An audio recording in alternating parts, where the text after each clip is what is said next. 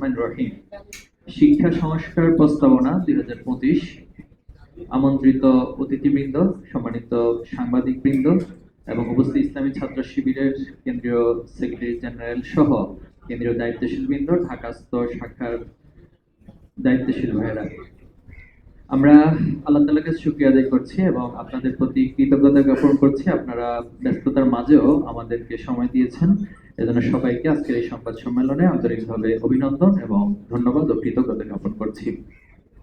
সম্মানিত উপস্থিতি, 1947 থেকে 2024-এর জুলাই অভ্যুত্থান পর্যন্ত আধিপত্যবাদ ফ্যাসিবাদ বিরোধী লড়াই যারাই জীবন দিয়েছেন, জুলুম নির্যাতনের শিকার হয়েছেন, বিশেষ করে গত 2024 সালের জুলাই আগস্ট অভ্যুত্থানে যারা জীবন দিয়ে রক্ত দিয়ে আমাদেরকে নতুন বাংলাদেশ বিনির্মাণের স্বপ্ন দেখাচ্ছেন এবং নতুন বাংলাদেশ উপহার দিয়েছেন, আমরা তাদেরকে আজকের এই সংবাদ সম্মেলনের শুরুতে বিশেষভাবে স্মরণ করছি এবং তাদের জন্য দোয়া করছি। আল্লাহ যেন তাদের ত্যাগকে কবুল করে নেন এবং তাদেরকে শাহাদাতের মর্যাদা দান করেন, আল্লাহুম্মা আমিন। সেই সাথে এই আন্দোলনে যারা আহত বঙ্গবন্ধু বরণকারী রয়েছেন, আমরা তাদের সুস্থতার জন্য আল্লাহ তাআলার কাছে দোয়া করছি, আল্লাহ তাদেরকে সুস্থ করে দিন, আমিন। প্রিয় সাংবাদিকবৃন্দ, বাংলাদেশ ইসলামী ছাত্র শিবির প্রতিষ্ঠা লগ্ন থেকেই সৎ, দক্ষ, দেশপ্রেমিক নাগরিক তৈরির জন্য বাংলাদেশের ছাত্র সমাজের মাঝে কাজ করে যাচ্ছে। ছাত্র শিবির বিশ্বাস করে একটি আদর্শ জাতি গঠনে শিক্ষার বিকল্প নেই। তাই ছাত্র শিবিরের মৌলিক 5 দফার অন্যতম একটি দফা হচ্ছে ইসলামী শিক্ষা আন্দোলন ও ছাত্র সমস্যার সমাধান। ঔপনিবেশিক শাসনের 190 বছরের দীর্ঘ আজাদী লড়াইয়ে বিজয় এসেছিল 1947 সালে। এটি শুধু ব্রিটিশ শাসন থেকে মুক্তি নয়, বরং জমিদারি প্রথার বিলুপ্তি এবং নাগরিকত্বের স্বীকৃতি সূচনা ছিল। কিন্তু পাকিস্তান রাষ্ট্র প্রতিষ্ঠার পর শাসকদের অদূরদর্শিতা, ভাষা ও সাংস্কৃতিক বৈচিত্র্যের অবমূল্যায়ন এবং রাজনৈতিক বৈষম্য পূর্ব ও পশ্চিম পাকিস্তানের মধ্যে গভীর বিভাজন সৃষ্টি করে ইতিহাসে নতুন ধারা 52 থেকে 71। অবশেষে 1971 সালে স্বাধীনতা যুদ্ধের মাধ্যমে আমরা অর্জন করি নতুন পতাকা ও স্বাধীন জাতিরাষ্ট্র বাংলাদেশ। কিন্তু স্বাধীনতার 54 বছর পর সুবর্ণ জয়ন্তী পেরিয়ে এই জনপদের মানুষ স্বাধীনতার প্রকৃত স্বাদ লাভ করতে পারেনি। বর্বার ক্ষমতার পালাবদলেও মানুষের ভাগ্যের মৌলিক কোনো পরিবর্তন পরিলক্ষিত হয়নি। শিক্ষা ও সংস্কৃতি ও রাষ্ট্রীয় মূল্যবোধ চরম অবক্ষয়, গণতান্ত্রিক কাঠামো ধ্বংস এবং প্রাতিষ্ঠানিক ব্যর্থতা রাষ্ট্রকে অকার্যকর করে তোলে। প্রতিষ্ঠিত হয় একদলীয় শাসন, দমন পীড়ন, গুম, দুর্নীতি, ভোটাধিকার হরণ, অর্থ পাচারের সংস্কৃতি। রাষ্ট্র ব্যবস্থা ফ্যাসিবাদী রূপ ধারণ করে মানবিক মর্যাদা ও ন্যায় বিচার নির্বাসিত হয়। এই শোষণের বঞ্চনার বিরুদ্ধে 2024 সালের জুলাই মাসে ছাত্র জনতার নেতৃত্বে সংগঠিত হয় ঐতিহাসিক গণ অভ্যুত্থান 36 জুলাই, যা জুলাই বিপ্লব হিসেবে বাংলাদেশের নতুন জাতিরাষ্ট্র বিনির্মাণের সম্ভাবনা সৃষ্টি করেছে। প্রিয় উপস্থিতি, পাশ্চাত্য সভ্যতার আগ্রাসন এবং ভারতীয় আধিপত্যবাদের প্রভাব এদেশে নিজস্ব শিক্ষা কাঠামো তৈরিতে অন্তরায় হয়ে দাঁড়িয়েছে। 1972 সালে ডক্টর কুদরতি খুদা শিক্ষা কমিশন স্বাধীনতার মূল মন্ত্র সাম্য, মানবিক মর্যাদা ও সামাজিক সুবিচার উপেক্ষা করে শুধুমাত্র ধর্মনিরপেক্ষ শিক্ষানীতি প্রণয়ন করে, যা দেশের বৃহৎ জনগোষ্ঠীর আশা আকাঙ্ক্ষা, চিন্তা চেতনা, ঐতিহ্য, মূল্যবোধ ও সাংস্কৃতিক জীবনবোধের পরিপন্থী ছিল।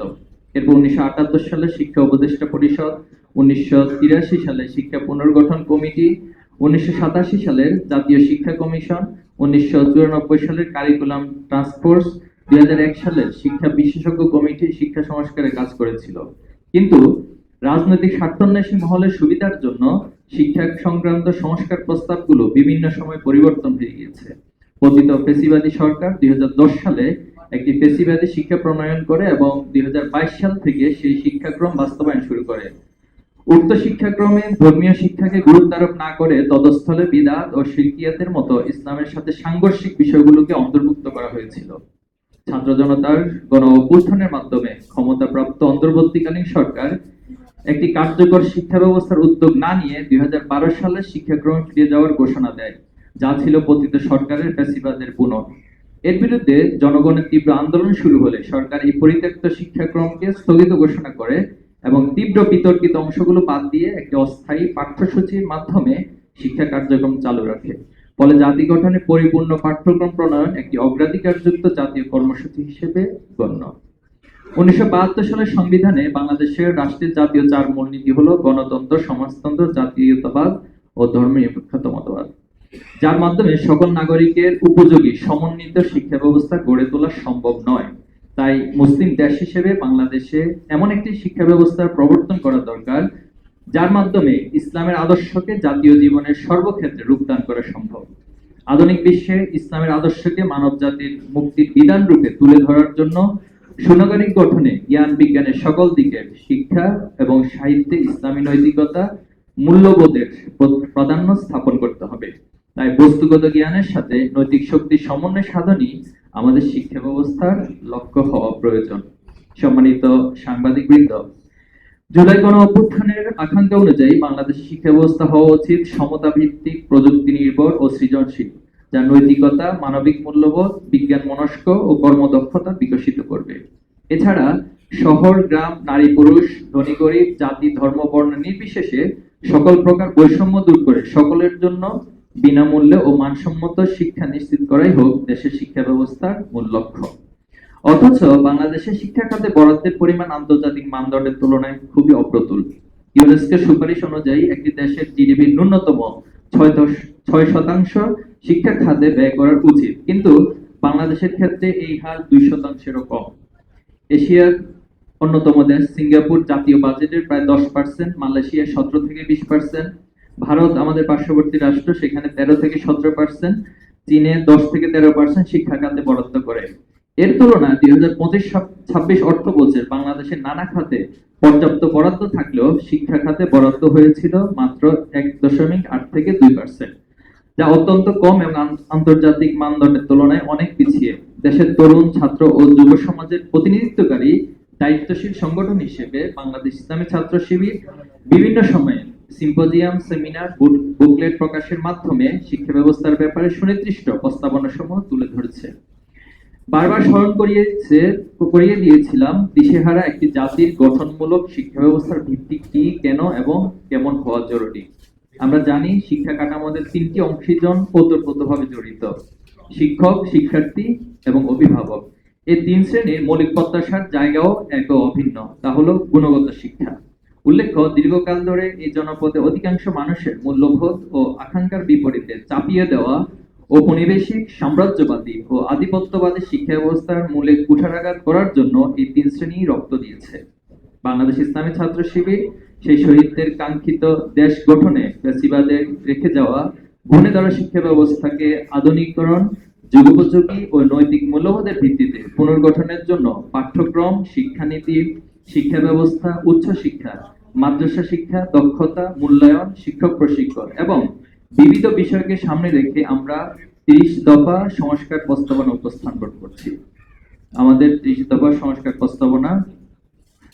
প্রস্তাবনা 1, অন্তর্ভুক্তিমূলক শিক্ষা কমিশন গঠন। সর্বজন শ্রদ্ধেয় শিক্ষাবিদ, গবেষক, আলেম সমাজের প্রতিনিধি, ছাত্র প্রতিনিধি এবং নীতি নির্ধারকদের নিয়ে একটি অন্তর্ভুক্তিমূলক স্বাধীন শিক্ষা কমিশন গঠন করতে হবে। গবেষণা ও মূল্যায়নের মাধ্যমে বাংলাদেশের শিক্ষার বর্তমান অবস্থার বিশ্লেষণ করে শিক্ষা ব্যবস্থার উপর একটি প্রতিবেদন প্রকাশ এবং নতুন শিক্ষানীতি প্রণয়ন করার জন্য জুলাই অভ্যুত্থানের মূল স্পিরিটকে ধারণ করে শিক্ষানীতি প্রণয়ন করতে হবে। সংস্কার প্রস্তাবনা 2, জুলাই অভ্যুত্থানকে পাঠ্যসূচিতে অন্তর্ভুক্তিকরণ। বাংলাদেশের ইতিহাস ভিত্তিক সকল পাঠ্যসূচিতে জাতির গুরুত্বপূর্ণ ঘটনাসমূহের পাশাপাশি জুলাই অভ্যুত্থানের মতো ঐতিহাসিক ঘটনাকে অবশ্যই অন্তর্ভুক্ত করতে হবে। একই সঙ্গে দেশে সংগঠিত মানবাধিকার লঙ্ঘনের ঘটনাগুলি ইতিহাসের অংশ হিসেবে শিক্ষার্থীদের সামনে তুলে ধরতে হবে, যেন তারা সত্য ন্যায়ের প্রতি সচেতন, মানবিক, দায়িত্বশীল নাগরিক হিসেবে গড়ে উঠতে পারে। সংস্কার প্রস্তাবনা 3, ইসলামী মূল্যবোধ ও নৈতিকতা সমন্বিত আধুনিক শিক্ষাক্রম প্রণয়ন। শিক্ষার্থীদের মধ্যে জাতীয় চেতনা, ধর্মীয় মূল্যবোধ, নৈতিকতা, দেশপ্রেম, সৃজনশীলতা, গঠনমূলক চিন্তা ও সমস্যা সমাধানের দক্ষতা বাড়ানোর উপর গুরুত্ব দিয়ে যুগোপযোগী শিক্ষাক্রম ও পাঠ্যক্রম প্রণয়ন করতে হবে। জাতীয় শিক্ষা ব্যবস্থায় সকল স্তরে ফান্ডামেন্টালস অফ রিলিজিয়ন বিষয় বাধ্যতামূলক করতে হবে। শিক্ষার্থীদের মধ্যে উত্তম চরিত্র ও দায়িত্বশীল নাগরিক গঠন, গণতন্ত্র, মানবাধিকার ও সমাজের প্রতি দায়বদ্ধতার বিষয়ে সচেতনতা বৃদ্ধির জন্য ইসলামী মূল্যবোধ, নৈতিক ও মানবিক শিক্ষাকে পাঠ্যক্রমের অবিচ্ছেদ্য অংশ হিসেবে অন্তর্ভুক্ত করতে হবে। সংস্কার প্রস্তাবনা 4, বহুমাত্রিক মূল্যবোধের বিকাশ। পাশ্চাত্যের অনুকরণে একমাত্রিক মূল্যবোধহীন শিক্ষা ব্যবস্থার পরিবর্তে বাংলাদেশের বহুমাত্রিক সমাজের মূল্যবোধ বিকাশ ঘটে এমন শিক্ষাক্রম সাজানো প্রয়োজন। নিজস্ব ভাষা, নিজস্ব সংস্কৃতি, আঞ্চলিক ও ঐতিহাসিক ও ধর্মীয় আচার ও মূল্যবোধকে পাঠ্যক্রমে এবং শিক্ষা প্রতিষ্ঠানে গুরুত্ব সহকারে উপস্থাপন করা। আমাদের নিজস্ব মূল্যবোধের বিকাশ শক্তিশালী জাতীয় চেতনার উন্মেষ ঘটাবে। এজন্য পাল আমল থেকে সুলতানি বাংলা, ব্রিটিশ বাংলার ঐতিহাসিক প্রেক্ষাপট, জীবনাচরণ, কৃষি, বাণিজ্য, নগরায়ন ইত্যাদি তুলে ধরে এমন পাঠ্যপুস্তক আবশ্যক। সংস্কার প্রস্তাবনা 5, বিজ্ঞান, প্রযুক্তি, প্রকৌশল ও গণিত শিক্ষায় স্টেমকে অগ্রাধিকার প্রদান। চতুর্থ শিক্ষা বিপ্লব 4IR উপযোগী স্টেম, বিজ্ঞান, প্রযুক্তি, প্রকৌশল ও গণিত শিক্ষাকে সর্বোচ্চ গুরুত্ব দিয়ে প্রযুক্তি নির্ভর, উদ্ভাবনমূলক ও গবেষণা ভিত্তিক পাঠ্যক্রম প্রণয়ন করতে হবে। বৈশ্বিক প্রতিযোগিতার অংশ নিতে হলে স্টেম শিক্ষার সম্প্রসারণ, আকর্ষণীয় পাঠ্যক্রম, প্রযুক্তি নির্ভর প্রশিক্ষণ ব্যবস্থা, শিক্ষার্থীদের উদ্ভাবনী দক্ষতা, প্রযুক্তি সচেতনতা ও বিজ্ঞান ভিত্তিক জ্ঞান অপরিহার্য। এছাড়া বিশ্ববিদ্যালয় পর্যায়ে পদার্থবিজ্ঞান, গণিত, রসায়নের মতো মৌলিক বিষয়গুলোকে আন্তর্জাতিক মানে উন্নীত করতে হবে। পাশাপাশি মৌলিক বিভাগগুলোতে পর্যাপ্ত পরিমাণ আন্তর্জাতিক মানের শিক্ষক ও গবেষক নিযুক্ত করতে হবে। সংস্কার প্রস্তাবনা 6, ভাষা শিক্ষা সংক্রান্ত। জাতীয় শিক্ষাক্রমে অবশ্যই বাংলা, ইংরেজি, আরবি উপজাতিদের এবং ভিন্ন ধর্মাবলম্বীদের জন্য তাদের পছন্দ অনুযায়ী ভাষা, অন্তত 3টি ভাষা শিক্ষা বাধ্যতামূলক করতে হবে। এই পৃথিবীর অন্যান্য গুরুত্বপূর্ণ ভাষা যেমন চাইনিজ, জাপানিজ, স্প্যানিশ, জার্মান ইত্যাদি ভাষা শিক্ষার ক্ষেত্রে উৎসাহিত করতে হবে। শিক্ষার মান উন্নয়ন, বৈশ্বিক যোগাযোগ দক্ষতা বৃদ্ধি, সাংস্কৃতিক সমঝোতা, আন্তর্জাতিক শ্রমবাজারে অংশগ্রহণ, উচ্চশিক্ষা ও কূটনৈতিক সক্ষমতা অর্জনের জন্য শিক্ষার্থীদের মাতৃভাষা বাংলা, আন্তর্জাতিক ভাষা ইংরেজি এবং ইসলামীয় মধ্যপ্রাচ্য ভিত্তিক যোগাযোগের জন্য গুরুত্বপূর্ণ আরবি ভাষা দক্ষ করে গড়ে তুলতে হবে। ইংরেজি, আরবি ভাষা দক্ষ শিক্ষকের সংকট দূর করতে প্রয়োজনীয় পদক্ষেপ গ্রহণ করতে হবে। ভাষা শিক্ষায় শুধু পঠন পাঠন নয়, বরং শ্রবণ কথন দক্ষতা উন্নয়নের উপর জোর দিতে হবে, যাতে শিক্ষার্থীরা বাস্তব জীবনে কার্যকর ভাষা দক্ষতা অর্জন করতে পারে। সংস্কার প্রস্তাবনা 7, সামরিক ও শারীরিক শিক্ষা নিশ্চিতকরণ। শিক্ষা কারিকুলামে নির্দিষ্ট শ্রেণীর শিক্ষার্থীদের জন্য সামরিক প্রশিক্ষণের ব্যবস্থা থাকতে হবে, যা শারীরিক শিক্ষা শিক্ষার্থীদের শারীরিক সুস্থতা, শৃঙ্খলা, আত্মবিশ্বাস ও দলগত কাজের দক্ষতা বৃদ্ধি করবে এবং তাদের সামগ্রিক ব্যক্তির উন্নয়ন ও আত্মরক্ষায় সহায়ক হবে। এক্ষেত্রে সামরিক বাহিনীর সাথে বিভিন্ন স্তরের শিক্ষা প্রতিষ্ঠানগুলো সহযোগিতামূলক সম্পর্ক বৃদ্ধি করতে হবে।